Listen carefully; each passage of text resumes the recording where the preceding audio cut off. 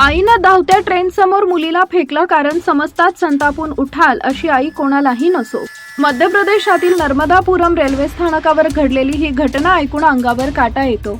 संध्याकाळची वेळ, प्लॅटफॉर्म क्रमांक 1 वर प्रवाशांची गर्दी आणि त्या गर्दीत एक आई आपल्या 8 वर्षाच्या मुलीसोबत फिरताना दिसत होती.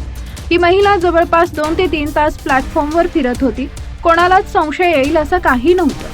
आई मुलीसोबत शांतपणे बसत होती, कधी उठत होती, पुन्हा चालत होती. पण काही क्षणातच घडणार होतं असं काही, ज्यानं संपूर्ण रेल्वे स्टेशन हादरलं.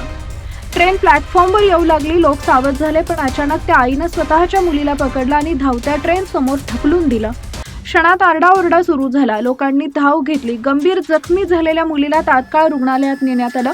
प्राथमिक उपचारानंतर तिला भोपाळला हलवण्यात आलं. पण दुर्दैवानं उपचारादरम्यान 8 वर्षाची युविका राजपूत हिनं अखेरचा श्वास घेतला. घटनेनंतर आई अंजू सिंह राजपूत जोरजोरात रडू लागली.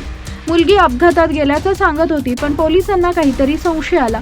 रेल्वे स्थानकावरील सीसीटीव्ही फुटेज तपासण्यात आलं आणि जे दिसलं ते पाहून पोलीसही हादरले. सीसीटीव्हीत स्पष्ट दिसत होतं, ट्रेन येताच अंजूनं मुद्दाम आपल्या मुलीला गाडीखाली ढकललं आणि ट्रेन गेल्यानंतर रडण्याचं नाटक केलं. पोलिसांनी अंजू सिंह राजपूतला ताब्यात घेतलं. चौकशी सुरू झाली आणि समोर आलं धक्कादायक कारण.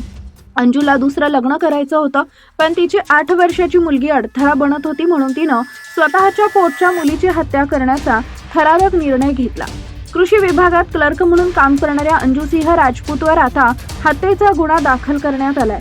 पोलिसांनी तिला अटक केली आहे. एका आईनंच आपल्या मुलीचा जीव घेतल्यानं संपूर्ण मध्य प्रदेश हादरलाय आणि एकच प्रश्न सर्वांच्या मनात, अशी आई कोणालाही नसो.